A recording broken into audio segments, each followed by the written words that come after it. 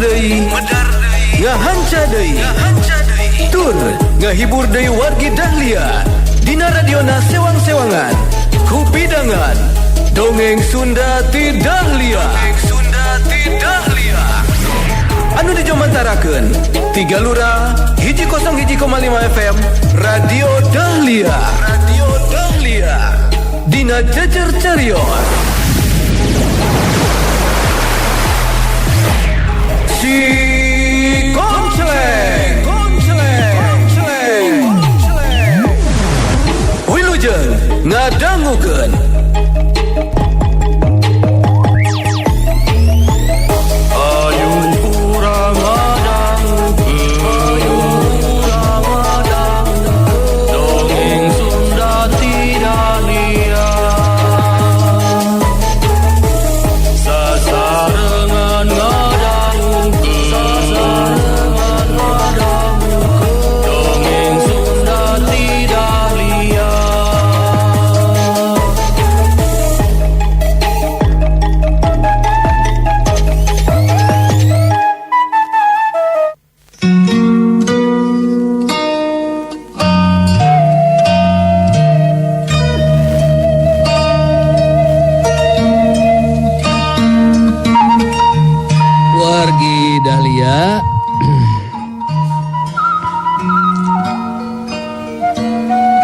Odek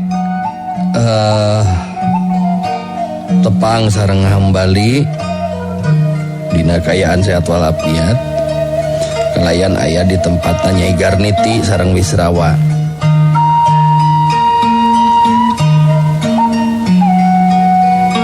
Hal ieu naon anu kaalaman ku Mang Odek sejadi dugikeun ka Ki Konceleng kumaha kayaan Wisrawa sareng hambali nu aya di tempatna Nyai Garniti anu tos didugikeun ka Mang Odek sapurati nah ngeunaan kayaan hambali sareng Wisrawa di ditu kitu tapanginten nya kamari teh urang lajengkeun serial Si Konceleng dina jejer carios putus Si Konceleng tanding titisan siluman karya Bagus Raspati.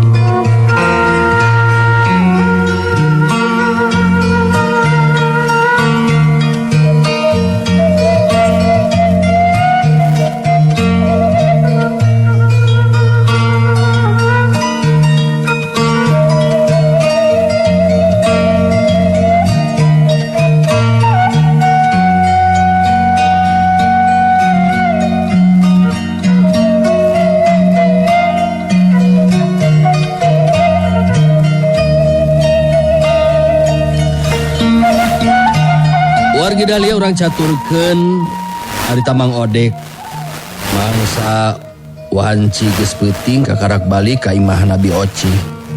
Saterusna Mang Odek ngadadarkeun hasil lakon gaweana ka Bi Oci mangsa nyilidik kaayaan di daerah babakan Balapati anu di kawasan ku Nyai Garniti. Jadi kitu cakayaan dan Wisrawa jeung dan hambali teh. Jadi ayeuna mah anu jadi pamikiran teh ngeunaan sikapna Ki Konceleng anu geus bisa dipastikeun bakal datang nyumponan ka hayangna Nyai Garniti. Nya lain ieu mah ari sakuduna mah atuh Nyai Garniti teh sadarnya. Da kangaranan cinta jeung kasuka mah teu bisa dipaksa. Jeung teu bisa maksakeun deui. Jeung deui apanan Kang nanti jang Konceleng teh teu boga pasal mimiti nah panjang Nyai Garniti teh meureun nya da apal atuh abdi mamang tiba heula keneh ieu jang Konceleng mah tara nyieun masalah jeung anu lian malah jang Konceleng mah resep oge karesepna tulung tinulungan ka sasama. Tapi naon nya maksud Nyai Garniti teh gitu anu matak dan hambali sarang dan Wisrawa oge anehon jeung bingungeun. Aku kalakuan Nyai Garniti kitu teh bingung cenah. dapat sakanya homang we ieu mah nya. Nya apanan antara Mang Odek jeung Ki Konceleng mah aya anu dirahasiakeun. Nya ceuk Ki Konceleng oge papanggih oge apanan kakarak ayeuna jeung Nyai Garniti tetapi kalaka manehna siga teh anu ngahajan ngan pucuk tigirang atawa ngahajanyeun gara-gara ka Ki Konceleng gitu. Lain ya teh ari nurutkeun katerangan Mang Odek mah ieu teh abdi bet jadi ngabayangkeun ieu teh nya ieu teh saumpamana ieu mah heug dina paitna ieu mah teteh lah jang Konceleng eleh kasoran ku Nyai Garniti sanajan ari ceuk abdi mah eta teh pamohalan tapi anu kangaranan nasib mah da urang teh teu nyaho mun dina paitna ieu mah heug jang Konceleng teh eleh atuh jang Wisrawa teh meureunnan jadi salakina Nyai Garniti teh kitu oge anu jadi dunungan Mang Odek nya jang Hambali oge meureun jadi warga di lemur babakan Balapati meureunnan kitu Mang eta aduh anu teu dipiharep ku urang sadaya mah kitu. Sedangkan nurutkeun katerangan anu katarima mah Nyai Garniti teh kawilang jago wanita anu saila dina makalangan manehna teh acan kungsi ngalaman eleh kasoran. Katama boga pusaka gegeman pecut wisanaga. Jadi dina hate leutik mah ieu teh Mang oge sarua jeung Bioci nyata kaancikan ku rasa kasalempangan. Inggis anu disalampangkeun teh nyata jadi kanyataan. Sabab lo balik deui anu ngaran nasib mah saha nu nyaho. Kata Ki Konceleng anu eleh kasoran. Nya da upaya mah urang taya deui kajabat ti munajat kanu Maha Kawasa. Muga atuh jang Konceleng sing mampu ngungkulan elmuna Nyai Garniti sangkan bisa ngabebaskeun jang Wisrawa jeung jang Hambali. Ya bener lah. Sabab tinggal eta memang kekuatan urang mah Bioci. Kulantaran capek teh tuh.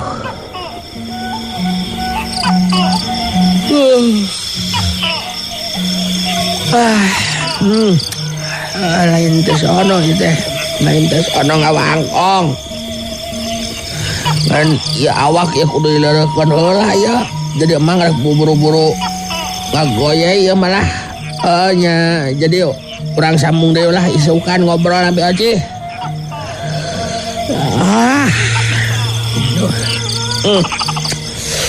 Udah geus euy deui bae, euy deui dah.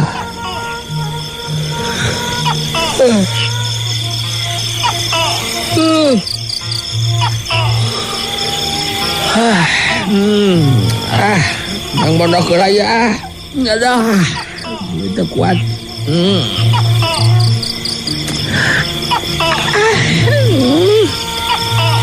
Sarua abdi oge mang geus tunu ieu teh rek. Bondo koe sarua ieu ge. Mang Odek uguh memang capek jeung geus tunduh sageusna ngadedarkeun hasil panyelidikanna mah harita terus muru ka kamarna. Gobe langsung dug sare tibra bangun nikmatna keranan. Kitu oge Bioci sarua muru ka kamarna pikeun monok dina peuting eta.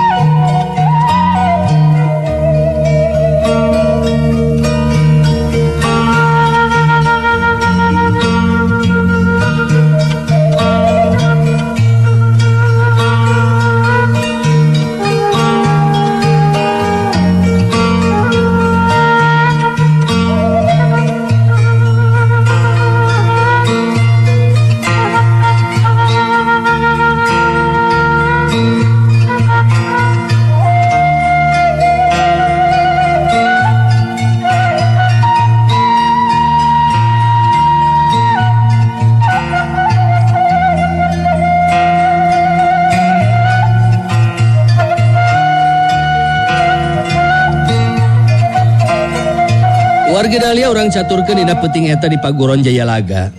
Harita katingali Barjaya narimang kedatangan si Dugul Waru anu diparentahkeun ku Nyai Wulung pikeun menta kapastian ngeunaan upayana nini kalasuri teh.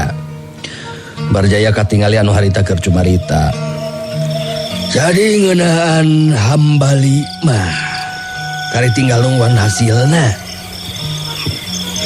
Sabab geus dipigawe ku nini kalasuri kalawan lancar taya halangan harungan. Jadi bejakeun ka Nyai Wulung geus teu kudu salempang deui gitu. Pokona mah jelaskeun ka atau ku Kang Waru kuring di dieu jeung nini kalasuri geus ngalaksaneun naon rupa anu jadi karep jeung kahayang Nyai Wulung gitu. Ya syukur we atuh ari kitu mah.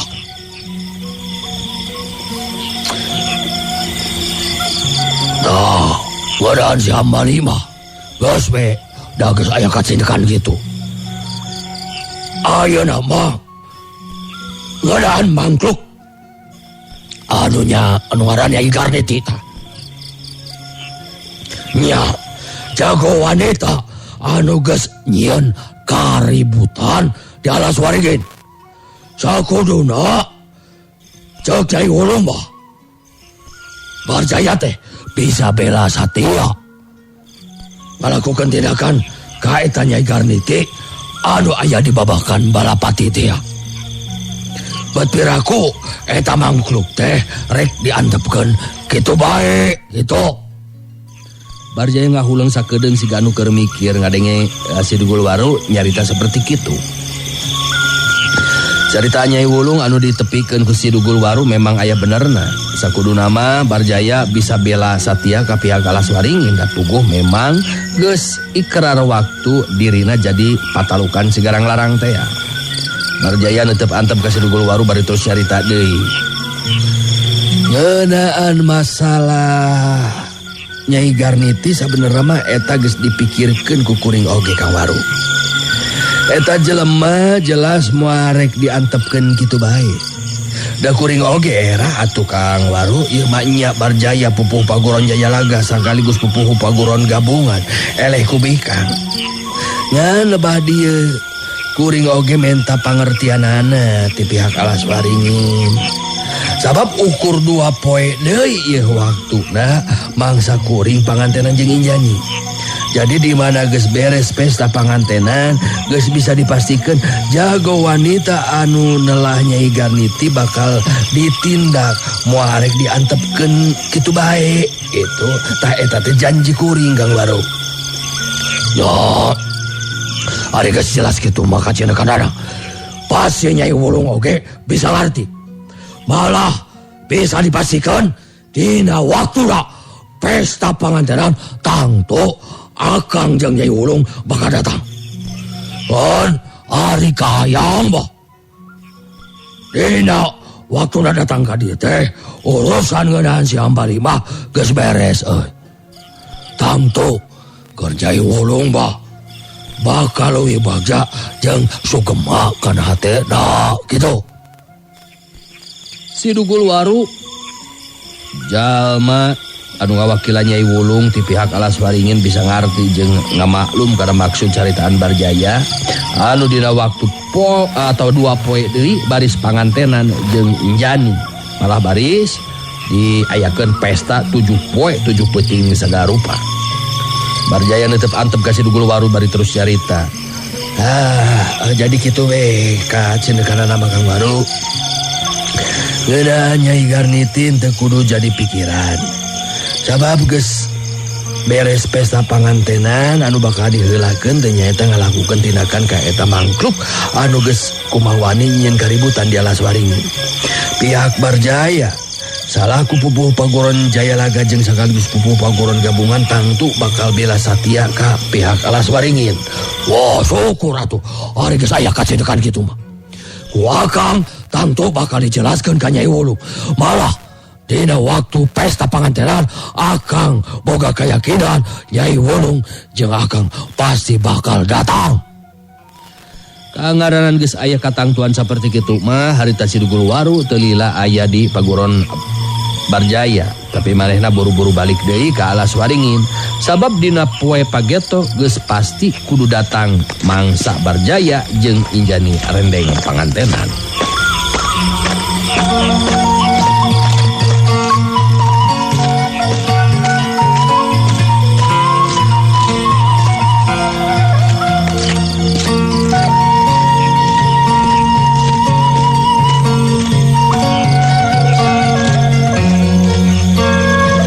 Geus balik si Dugul Waru mah harita Barjaya terus ngabagi pancen ka murid-muridna. Kangarana nu ukur 2 poe deui waktuna pangantenan tang tube bakal riweuh nguruskeun ieu itu keur eta acara pangantenan teh. Tetela harita mah si Konceleng geus eueuh di Paguron Jayalaga. Malah Ki Bajuri anu asli tis anggeusna mikeun sumbangan ti para anggota Paguron gabungan geus tara diajakan deui nyarita naon-naon ku Barjaya. Anu jadi kaget jeung bingungna keur Ki Bajuri mah waktu Nini Kalasuri menta supaya tetep pageuh kana rahasia maranehna duaan. Nini Kalasuri anu kabeneran papanggih jeung Ki Bajuri harita katingali keur ngobrol jeung Ki Bajuri. Ya kade ya Ki Bajuri. Ulah nepikeun ka batus najan ka indung suku oge ngeunaan rahasia urang duaan teh karti. Sabab nepikeun ka ayeuna nya oge masih kena bingung ya teh naon sababna upaya nu dilakukeun dapat bisa panggil jeung kagagala. Bete bisa metakeun ilmu pamentang sukma. Ya teh anu masih kena dacan bisa kabuka ku Nini nepikeun ka ayeuna teh kitu. Bajuri bingung. Teu ngarti kana caritaan Nini Kalasuri. Bajuri harita langsung tumanya kan Nini Kalasuri. Gila. Rada bingung jeung teu ngarti teh Nini yo. Terus terang kula masih teu ngarti kada maksud caritaan Nini Kalasuri. Ya rahasia urang duaan teh aya teh. Rahasia urang duaan anu kumaha ya teh anu dimaksud ku Nini teh. Hari itu garabat piraku make jangan teu ngarti sagala rupa Ki Bajuri teh. Aneh. Apa narita teh ku Nini diajakan badami teh urang teh ngan ukur duaan yo. Nepikeun ka ayeuna oge apanan jadi rahasia urang duaan. Nyangeunaan upaya Nini teh aya dina kagagalan duka teuing kunaon sababna. Jadi piraku Ki Bajuri poho. Apanan jelas anu mikeun syaratna pikeun mentangkeun ilmu pamentang sukma teh Ki Bajuri sorangan. Anu langsung mikeun batok bulu anu geus deusi ku geuti orok awewe. Anu ku Nini teh langsung we diinum teh geuningan harita mah nyakuat ka poho deui ya teh.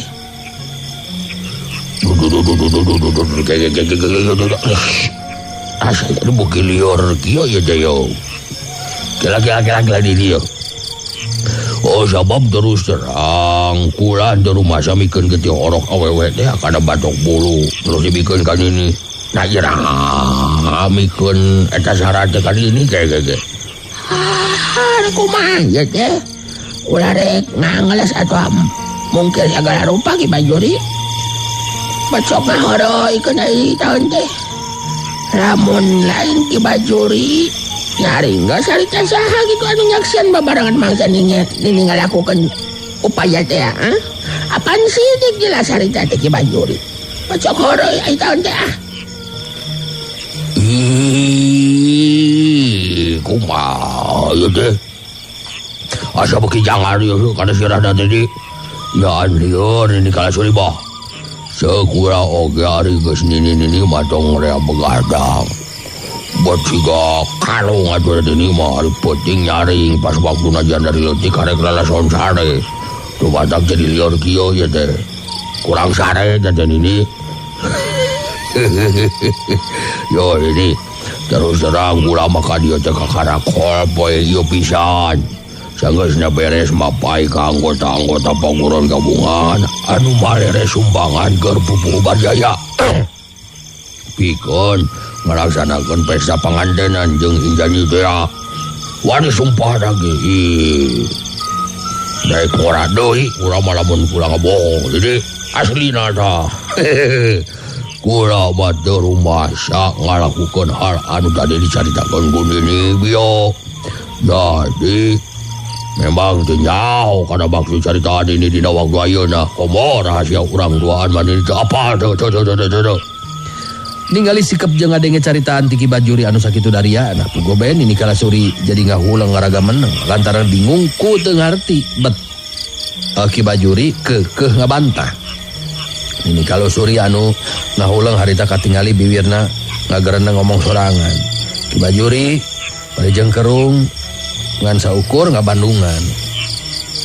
Aku naon bet bisa jadi kieu ieu teh nya.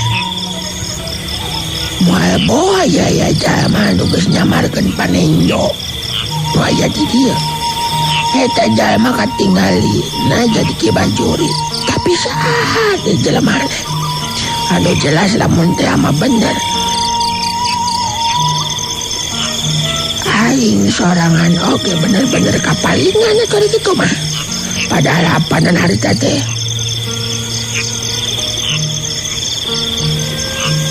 Ki Bajuri pisan.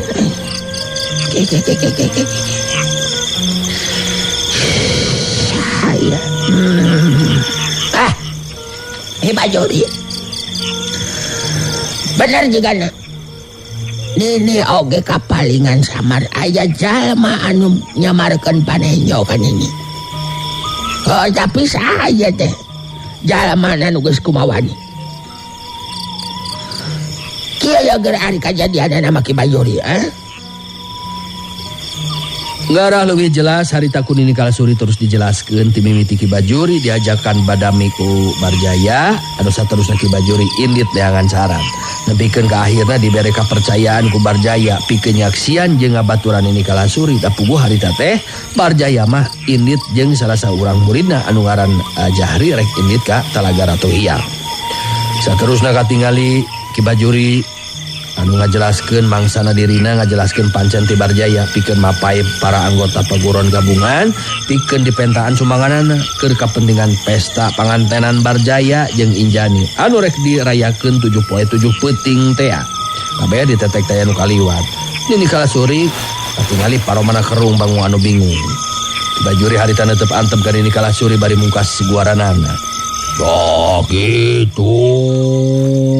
Jelas nama anu karanapan kukuladen ini. Anu badak tadi diajakan ngobrol seperti kieu teh Kunini. Ya terus terang ulah mah jadi bingung anu lain di kieu nada pugu memang teu kaharti jeung teu rumbasa tuh. Aduh cilaka kayak kieu mah ya. Cilaka 12 Ki Bajuri kayak kieu mah geus aya anu nyamarkeun panenjo lamun kitu mah. Moal boa deui anu diinum Kunini oge lain syarat anu samistina.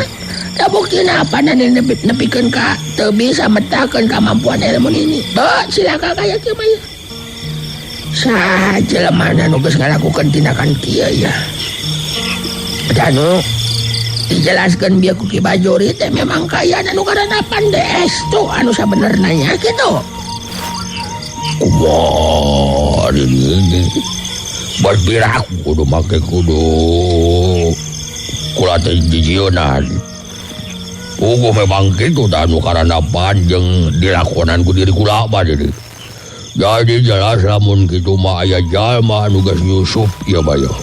Jadi urang ulah cicingeun kieu mah kieu ya. Urang kudu buru-buru ngabejaan ka Pupu Barjaya lamun kitu mah.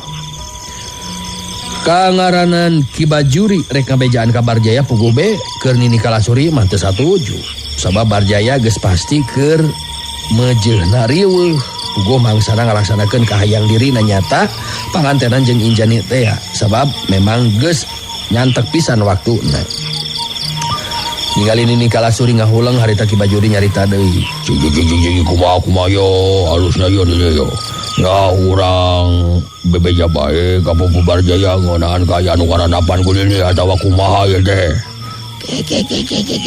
Ya. Ulah waka bebeja, ulah waka gurung gusu tepugo tidak nangtukeun sikap jeung tindakan Ki Bajuri. Sabab urang geus pada jaho kumari weuna kayaan pupuh mangsa mapak boy pangantenan anu memang geus nyantek waktuna. engke bisa-bisa malah jadi malika orang maring ambek tentang tuna tejeng tungtung datam orang deui anu jadi bingung ge teh kitu. Ki Bajuri ungut-ungutan ngabenerkeun kana caritaan ini Kalasuri. Ari cek ini gitu mah kula mah arek maksakeun diri kudu nyarita ka Popo Barjaya. Yang gebe meureunna di mana geus beres tapi sabangantenan kakadang urang ngajelaskeun ngeunaan kejadian anu karadapan ku di Kalasuri teh. Kitu meureunna maksud ini baja. Benar gitu maksud ini teh Ki Bajuri. Mending kene engke bebejana lah ka pupuh mah di mana geus beres pangantenan. Sabab lamun ayeuna mah bisa ngaganggu puguh karariweuh jeung paciweuh kieu teh ya. Gawe lah. Ya, ari geus kitu katang tuan ini mah nya teh naon. Memang benar cek nini lamun dicaritakeun ayeuna kene mah bisa-bisa mani ka urang deui atawa nganggap urang teh itu ngerti karena kayaan Popo Barjaya itu. Kitu diantara obrolan Nini Kalasuri jeung Ki Bajuri waktu harita. Sedengkeun harita di kamarna Sutina alias Injani palsu harita katingali si Konceleng keur badami jeung Sutina ngeunaan lengkah anu kudu dilakukeun ku Sutina alias Injani palsu.